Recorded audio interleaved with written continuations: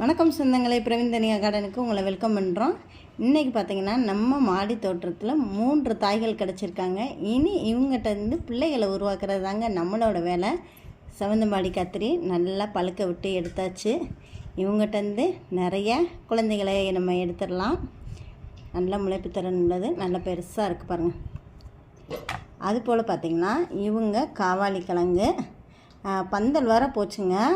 கரெக்டாக வச்சு இது நான் ஆகஸ்ட் மாதம்தான் வச்சது. போன ஆடிப்பட்டத்தோட மதுரை விதை திருவிழாவில் வாங்கி வச்சது.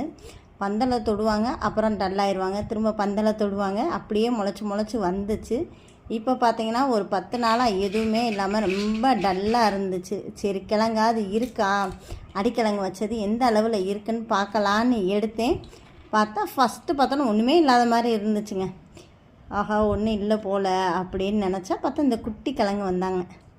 இந்த குட்டி கிழங்கு எடுத்தோன்னு சரி சைடில் வேறு ஏதாவது இருக்கான்னு பார்க்கலான்னு பார்த்தா ஒரே இன்ப அதிர்ச்சி மாதிரி நல்ல பெருசாக ஒரு கிழங்கு இருந்துச்சு. சிறுசுன்னு நினச்சேன், பார்த்தா அடுத்ததாக ஒன்று நம்மளுக்கு பெருசாக இருக்குது. இதில் பார்த்திங்கன்னா இனி முளைச்சி வருவாங்க.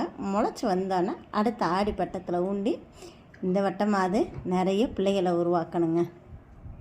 Happy gardening.